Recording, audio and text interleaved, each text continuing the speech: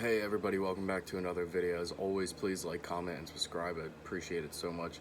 But let's get right into the video. Steelers-Eagles last night. Team looked really shaky in the beginning. Rudolph didn't have a bad game for offense. He went 8 for 9. I have the stats here. 8 for 9. And he had about 80 yards. Najee Harris again had 2 great runs that were taken back because of holding penalties. Probably more the reason why he had those great runs, but he still finished 2 for 10, 5 yards a carry. If that's more consistent on what he does is 5 yards a carry, I'm totally okay with that. And just overall as a rushing game last night, we had 152 yards. Jay Samuels had a touchdown, McFarland had a touchdown, Haskins had a nice pass to Anthony Johnson last night at the back of the end zone. A lot of positives on the offense for sure. Offensive line just dominated that defensive line last night, and obviously that's what led to a great running game.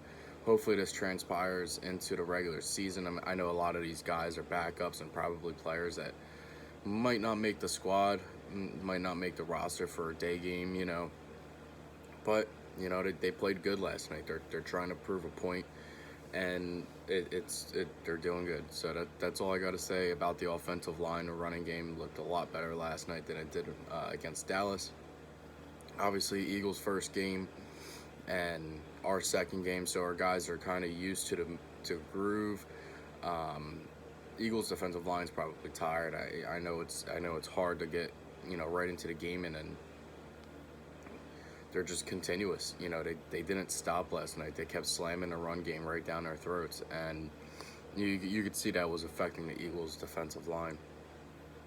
But then talking about the defense, our linebackers can't cover shit, and I think that's more the reason why the Steelers traded for Joe Schubert last night.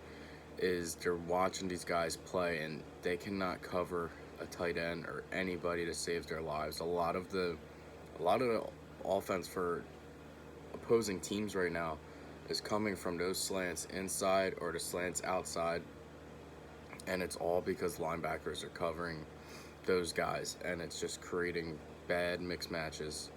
And you could see last night, a lot of those plays went there, and minus Hurts dropping a ball, a couple players dropping balls, they would have had a couple more first downs, and Jalen Hurts would have looked like the hero in Philadelphia. So we don't want to see that.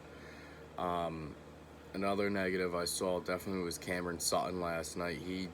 He almost got burnt one of those plays early in the game. I think it was when they were backed up on the 2-yard line. Jalen just tossed one up. I think it was to the same guy, Quez, that Watkins that scored the touchdown later off of Joe Flacco's pass. But he had Cam Sutton burnt. And if that pass was accurate, it was a touchdown. It was a 98-yard touchdown. And that's something that we need to avoid. Obviously, a better wide receiver, more talented wide receiver might have been able to get that ball, or just even a better talented quarterback. So that's things that we have to worry about. I can't imagine what it's like, Pat Mahomes and Tyreek Hill. If that's going to happen in preseason, he's got to step his game up. So those are the positives and negatives that I have for last night's game. Tell me what you think down below. Obviously, like I said before, always like, comment, and subscribe, but that's how I feel about that. Thank you so much, and here we go, Steelers.